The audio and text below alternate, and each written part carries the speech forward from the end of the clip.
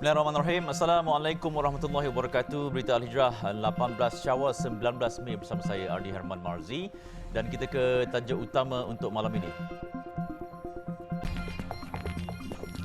Remaja sebabkan kematian dua pemotong rumput didakwa. Juga mansuh AP solusi jangka pendek.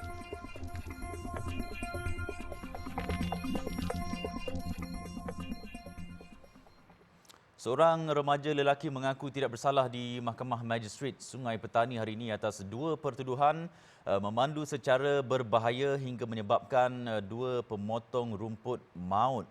Dalam kemalangan 7 Mei lalu, tertuduh yang berusia 17 tahun membuat pengakuan itu selepas pertuduhan dibacakan di hadapan Magistrate Nur Fazlina Musa. Mengikut pertuduhan pertama, tertuduh yang juga pelajar didakwa memandu kenderaan pelbagai guna MPV milik bapanya secara berbahaya sehingga menyebabkan kematian seorang pekerja pemotong rumput Sioka Chakma 21 tahun pada 11.10 pagi di Jalan Pintasan Semeling 7 Mei lalu. Manakala bagi pertuduhan kedua, tertuduh didakwa memandu secara berbahaya sehingga menyebabkan kematian seorang lagi pekerja pemotong rumput Akhtar Kamal Hussein 33 tahun pada tarikh, waktu dan tempat yang sama.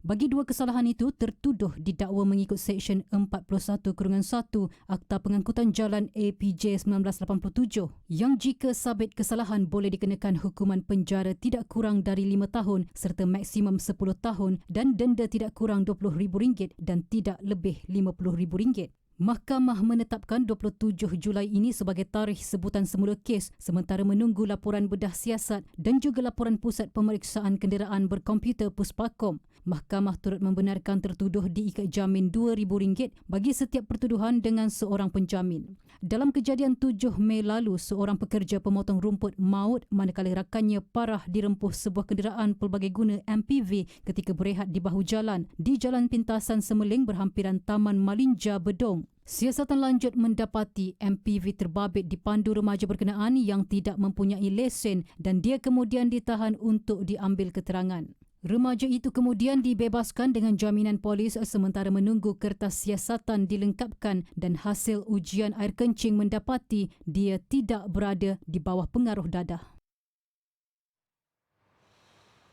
Seorang pemandu trailer maut manakala kelendanya cedera selepas trailer muatan tepung seberat 20 tan terbalik ke bahu jalan. Kemalangan berlaku di kilometer 24 Bukit Jalan Raya Timur Barat JRTB Gerik pagi tadi. Memetik portal Al-Hijrah Online, jurucakap Jabatan Bomba dan Penyelamat Perak dalam satu kenyataan berkata, dalam kejadian pada 7.38 pagi itu, pemandu trailer Azri Mat 43 tahun maut di tempat kejadian, manakala kelindannya Muhammad Nazran Hakim 20 tahun cedera akibat tersepit. Menurut beliau, anggota bomba menggunakan rescue tool dan power unit untuk mengeluarkan mangsa dan kelindan yang tersepit. Trailer itu dalam perjalanan membawa muatan tepung dari Gerik ke Kelantan. Mangsa berjaya dikeluarkan dan diserahkan kepada petugas Kementerian Kesihatan serta polis untuk tindakan selanjutnya sebelum dihantar ke Hospital Gerik. Datuk Seri Ismail Sabri Yaakob menggesa agar budaya orang Tengah dalam sektor pertanian dan rangkaian bekalan makanan dihapuskan bagi mengawal kos sara hidup yang meningkat antara lain akibat kenaikan kadar inflasi. Beliau berkata orang Tengah merupakan pihak yang memerah keringat petani dan nelayan selain memanipulasi harga di pasaran. Perdana Menteri berkata beliau sendiri pernah mengisytiharkan jihad memerangi orang Tengah pada 2014 ketika menerajui Kementerian Pertanian dan Industri Asas Tani. Menurut beliau, jihad ini perlu diteruskan oleh Pertubuhan Peladang Kebangsaan NAFAS menerusi strategi penguasaan rantaian bekalan seperti mewujudkan pusat pembelian padi, pusat pengumpulan buah-buahan, penambahan pasar tani serta pasar nelayan. Datuk Seri Ismail Sabri berkata demikian ketika berucap pada majlis makan malam sebelum merasmikan mesyuarat agung tahunan NAFAS ke-48 di sini semalam. Turut hadir Menteri Pertanian dan Industri Makanan Datuk Seri Dr. Ronald Kiandi. Baik, susulan pengumuman pemansuhan lesen import AP semalam, Kementerian Pertanian dan Industri Makanan MAFI memaklumkan Pemansuhan itu hanya tertakluk kepada 4 jenis komoditi agromakanan tertentu sahaja yang melibatkan kubis bulat, kelapa tua biji, ayam iaitu keratan ayam dan ayam bulat serta susu cair. Menerusi kenyataan yang dikeluarkan MAFI, keperluan AP untuk pengimportan beras masih lagi berkuat kuasa. Walau bagaimanapun, MAFI menegaskan bahawa pengimport masih perlu mempunyai import permit IP untuk membawa masuk 4 jenis komoditi agromakanan tersebut dari luar negara. Ia bertujuan untuk mengawal biosecurity di pintu-pintu masuk negara dan memastikan produk yang diimport bebas daripada penyakit, perosak serta diperoleh daripada loji yang diiktiraf oleh kerajaan. Dalam pada itu, MAFI turut menjelaskan kesemua syarikat dibenarkan mengimport semua komoditi agromakanan namun tertakluk kepada IP yang dikeluarkan Jabatan Perkhidmatan Kuarantin dan Pemeriksaan Malaysia MAKIS. Tambahnya, ia disertakan bersama syarat-syarat yang tertulis di dalam permit selaras dengan subsection 11-1 Akta Perkhidmatan Kuarantin dan Pemeriksaan Malaysia 2011, Akta 728 dan juga akta serta peraturan lain yang berkuat kuasa. Semalam, Perdana Menteri Datuk Seri Ismail Sabri Yaakob memaklumkan mesyuarat Kabinet telah memutuskan untuk memansuhkan AP dengan serta-merta. Ia membolehkan sesiapa sahaja mengimport makanan dari luar negara dan tidak terhad kepada pihak tertentu sahaja seperti sebelum ini. Dalam pada itu, penganalisis ekonomi Putra Business School, Profesor Madya Dr. Ahmad Razman Abdul Latif menyambut baik dengan keputusan kerajaan memansuhkan lesen import atau AP dan melihat ia mampu memulihkan ekonomi negara. Jelasnya, ia satu tindakan drastik jangka pendek yang wajar dilaksanakan untuk membantu mengurangkan tekanan rakyat ketika ini. Saya melihat ianya satu tindakan jangka pendek kerajaan yang mahu memastikan bekalan makanan di negara kita sentiasa mencukupi di samping menangani isu harga makanan yang semakin naik. Jadi tindakan ini diambil untuk membantu memulihkan ekonomi negara serta diharap dapat menstabilkan harga barangan di Malaysia. Ini kerana dengan tiadanya AP, maka tidak akan ada lagi pihak yang akan memonopoli sektor makanan import yang kebiasaannya membolehkan mereka meletakkan harga yang lebih tinggi dari harga di pasaran.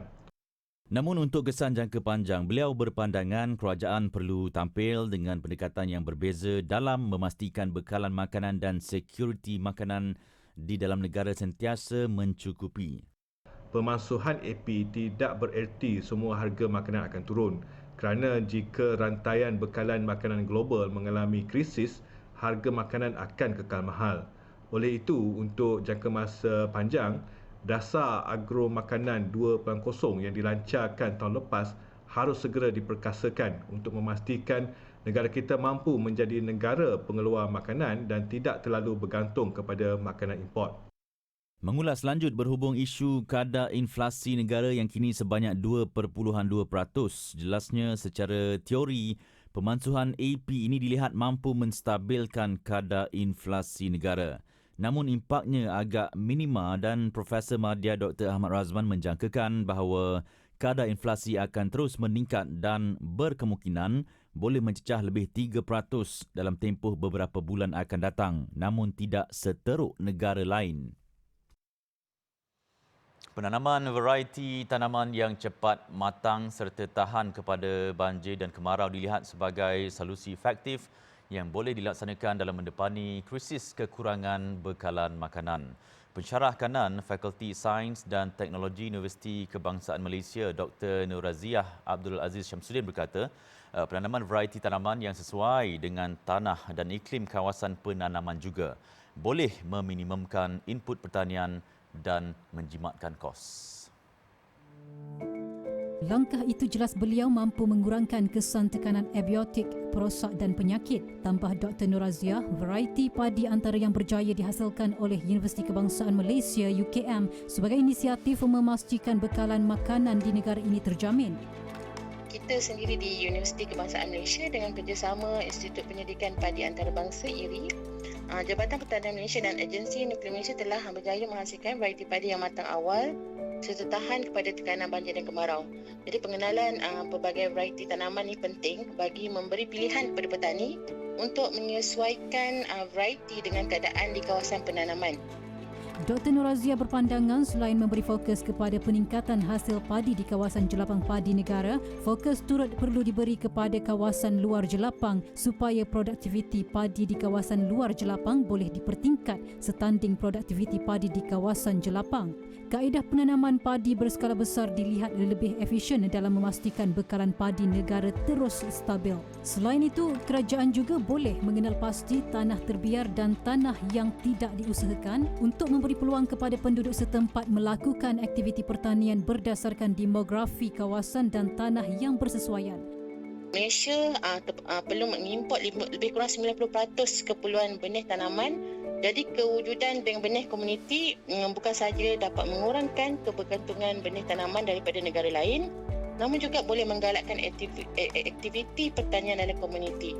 Bagi penduduk di kawasan bandar pula, beliau mencadangkan untuk melaksanakan aktiviti teknologi pertanian bandar seperti sistem pertanian vertikal dan sistem hidroponik. Melalui pendekatan ini, penduduk akan mempunyai akses kepada sumber makanan yang segar dan lebih baik kepada kesihatan. Selain itu, sisa makanan juga boleh diproses untuk dijadikan kompos yang dapat meningkatkan hasil tanaman selain mengurangkan kos baja dan input pertanian lain. Dr. Nur Razia juga mencadangkan agar penekanan perlu diberi kepada peningkatan pengeluaran tanaman seperti jagung selain menggalakkan penanaman tanaman makanan lain seperti ubi kayu, keledek dan pisang serta buah-buahan nadir. Justru bagi mengurangkan tekanan yang mungkin dihadapi dalam masa terdekat, isu tersebut perlu ditangani bersama-sama pihak kerajaan dan segenap lapisan masyarakat di Malaysia. Baik, selepas ini tiada kompromi isu halal haram. Satu pelan komprehensif yang menginstitusikan prinsip dan amalan tadbir urus yang baik dikenali sebagai Pelan Tadbir Urus Baik Nasional atau My Governance akan diperkenalkan di semua agensi kerajaan termasuk badan berkanun kerajaan. Ia bertujuan meningkat dan memperkukuh keupayaan penyampaian perkhidmatan awam serta menangani isu-isu kelemahan tadbir urus. Perdana Menteri Datuk Seri Ismail Sabri Yaakob dalam satu kenyataan hari ini berkata, pelan tersebut adalah berdasarkan 4 prinsip tadbir urus baik iaitu ketelusan, accountability, kecekapan dan keberkesanan. Susulan itu, satu jawatan kuasa akan diwujudkan bagi pembangunan My Governance. Selaras dengan pembangunan pelan itu, pengukuran tahap kualiti tadbir urus sesebuah institusi kerajaan akan dibuat melalui Malaysian Governance Index MGI. Tambah Perdana Menteri, mesyuarat jawatan kuasa khas Kabinet mengenai anti rasuah JKKMAR juga bersetuju dengan pembangunan My Governance dan mengesyorkan agar kajian dan sesi libat urus dilaksanakan oleh Pusat Governance, Integriti dan Anti Rasuah National GIACC yang melibatkan pelbagai pihak berkepentingan untuk dibincangkan pada masa akan datang. Menteri Kesihatan Khairi Jamaluddin Abu Bakar mengucapkan tahniah kepada rakyat Malaysia kerana berjaya mematuhi prosedur operasi standard SOP untuk mengawal jangkitan COVID-19 dalam musim perayaan ini. Beliau berkata ia dibuktikan apabila wabak itu masih terkawal walaupun ramai yang menjangkakan ia akan naik mendadak selepas sambutan Aidilfitri. Bercakap dalam sidang media selepas merasmikan program Hari Asma Sedunia 2022 hari ini, Khairi mengucapkan tahniah kepada rakyat Malaysia yang telah menunjukkan tingkah laku yang sangat baik dalam fasa peralihan endemik. Hatta di kawasan terbuka luar pun masih ramai yang memakai pelitup muka. Ini bermakna rata-rata rakyat Malaysia sudah memahami cara untuk hidup dengan COVID-19. Rakyat Malaysia juga tahu untuk tidak keluar rumah dan mengasingkan diri sekiranya bergejala. Justru beliau melihat rakyat Malaysia ada kemampuan untuk menjayakan fasa peralihan ke endemik ini. Ujarnya, tahap pematuhan tinggi yang ditunjukkan oleh rakyat Malaysia ini juga secara tidak langsung turut membolehkan pihak berkuasa, terutamanya Kementerian Kesihatan Malaysia KKM, tidak perlu lagi menguatkuasakan undang-undang dengan memberikan kompaun seperti mana yang dilaksanakan sebelum ini. Tambahnya, selain pematuhan SOP yang baik, faktor vaksinasi tinggi juga turut mendorong kejayaan Malaysia membendung jangkitan wabak yang boleh membawa maut itu. Tindakan Malaysia menggantung serta-merta loji sembelihan Thomas Foods International TFI Lobethal Australia bukti keseriusan negara dalam aspek halal dan haram. Tugas Menteri di Jabatan Perdana Menteri Hal Ehwal Agama Datuk Idris Ahmad, Jabatan Kemajuan Islam Malaysia JAKIM tidak akan berkompromi dengan isu halal haram dan akan meneruskan usaha mendapatkan bukti dakwaan pelanggaran prosedur penyembelihan syarikat terbabit.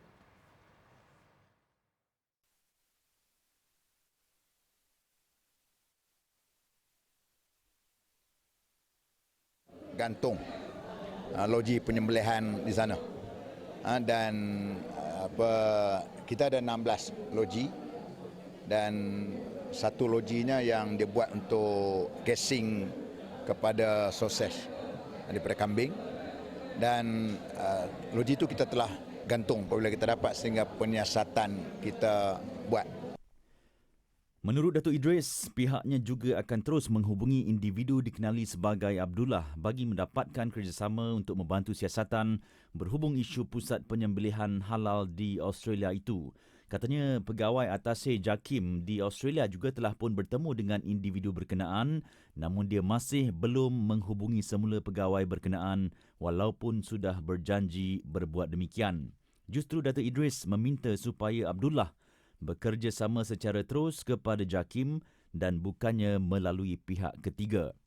Sebelum ini, media melaporkan Persatuan Pengguna Islam Malaysia PPIM bersama Pertubuhan Kemasyarakatan Rakyat PEKEMAS dan Sahabat 99 mendakwa terdapat pelanggaran SOP penyembelihan halal oleh TFI yang mendapat kelulusan dari Badan Induk Halal JAKIM.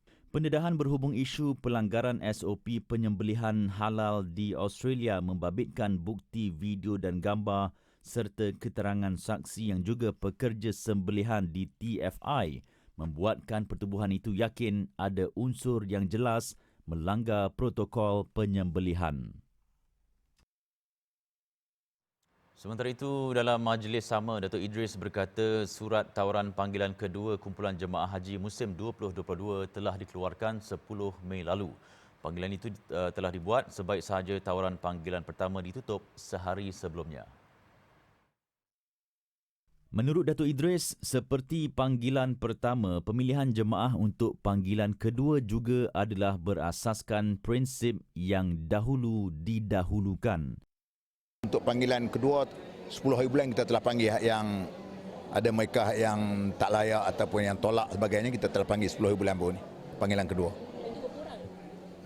Dia exactly figure saya tak pasti. Pasal ada yang tu kita akan panggil lah berdasarkan kepada berapa yang dia tolak. 9 hari bulan baru kita dah tutup panggilan kedua pula. Menurut beliau, berikutan faktor kesuntukan masa, semua bakal haji dimohon untuk menjawab sama ada setuju atau tidak untuk menerima tawaran haji tahun ini dalam masa 7 hari bekerja dari tarikh surat berkenaan. Tambahnya 14,306 surat tawaran tunai haji dikeluarkan Lembaga Tabung Haji TH melalui beberapa platform kepada bakal jemaah bagi musim 2022. Surat tawaran itu dihantar kepada bakal jemaah melalui platform khidmat pesanan ringkas SMS, email, surat fizikal dan aplikasi tijari. Sementara itu, mengulas mengenai penerbangan pula katanya, jadual penerbangan mungkin berganjak sehingga ke 4 Jun, ekoran penurunan kuota haji. Untuk musim haji 2022, penerbangan hanya separuh daripada jumlah 80 penerbangan sebelum ini. Beliau berkata demikian kepada media pada Majlis Rumah Terbuka Aidilfitri JPKK Mukim Trong di pekarangan Pejabat Penghulu Mukim Trong petang tadi. Bakal jemaah haji tahun 2022 akan menerima sumbangan wang tunai RM500 daripada Kerajaan Negeri Selangor menerusi insentif Haji Muassasah Selangor 2022.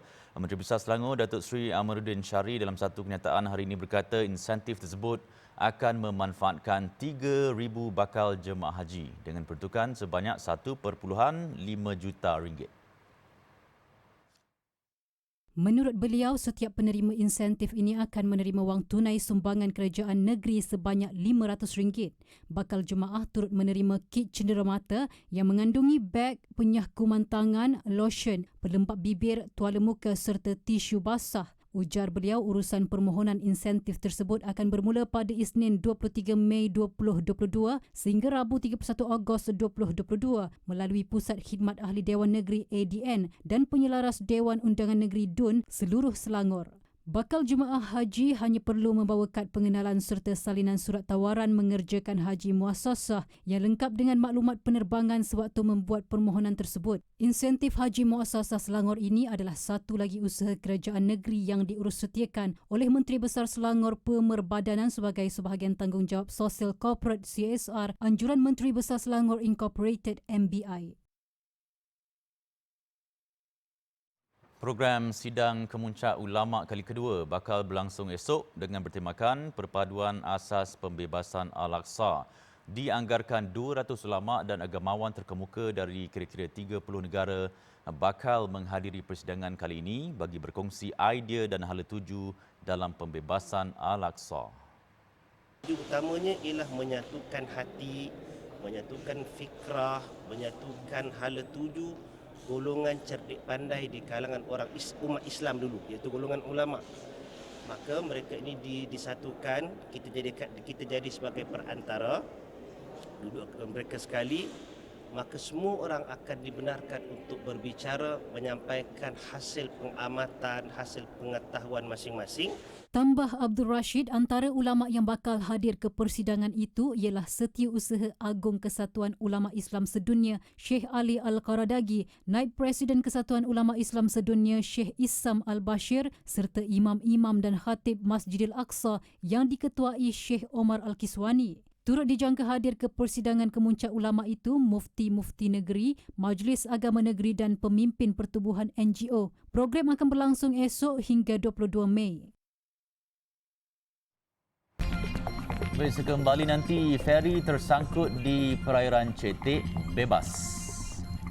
Pasukan Penyelamat Indonesia berjaya membebaskan feri yang membawa lebih 800 penumpang selepas terkandas di perairan Cetek di kawasan pesisir pantai di wilayah selatan negara itu. Feri KM Sirimau terkandas selama 2 hari dengan 784 penumpang dan 54 anak kapal selepas tersangkut di laluan sepanjang 184 km di wilayah timur Nusa Tenggara.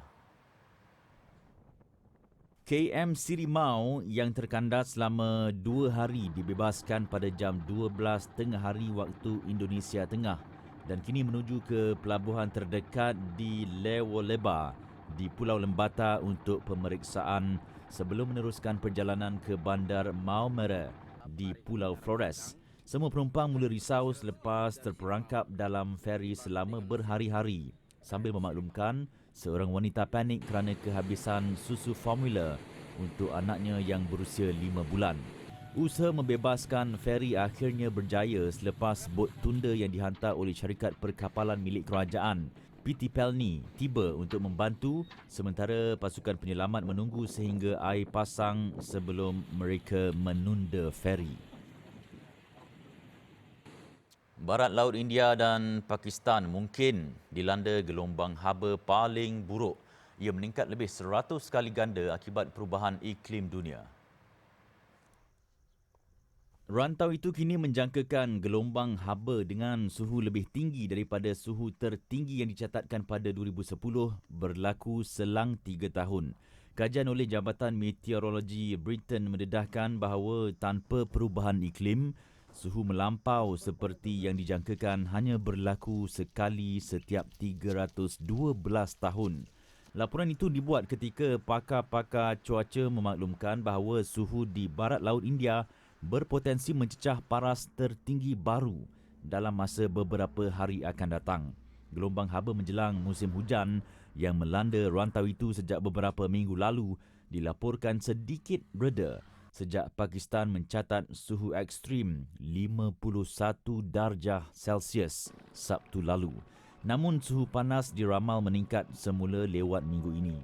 Suhu maksimum 50 darjah Celsius dijangka di beberapa kawasan di rantau berkenaan. Amerika Syarikat akan menggunakan pesawat komersial yang dikontrak oleh tentera untuk membawa susu formula ke negara Uncle Sam itu. White House dalam kenyataan berkata langkah itu bertujuan mengatasi masalah kekurangan bekalan susu formula di negara berkenaan. Kekurangan susu formula itu berikutan isu rantaian bekalan dan penarikan semula secara besar-besaran produk berkenaan. Ia menyebabkan ibu bapa semakin terdesak. Jabatan Pertahanan dilaporkan akan menggunakan kontraknya dengan pesawat kargo komersial untuk pemindahan itu. Mereka memintas laluan pengangkutan udara biasa bagi mempercepatkan pengimportan dan pengedaran susu formula serta berfungsi sebagai sokongan segera kerana pengilang terus meningkatkan pengeluaran. Presiden Joe Biden menggunakan Akta Pengeluaran Pertahanan untuk memberi keutamaan kepada pembekalan pengeluar susu formula bayi. Baik, kerajaan menyasarkan sekurang-kurangnya 1 juta ahli keluarga Malaysia yang bekerja sendiri bakal mendapat perlindungan insurans bawah Pertubuhan Keselamatan Sosial Perkeso menerusi Skim Keselamatan Sosial Pekerjaan Sendiri SKSPS. Melalui program itu, kerajaan akan menanggung sebanyak 80% daripada jumlah yang perlu dicarum oleh individu terbabit.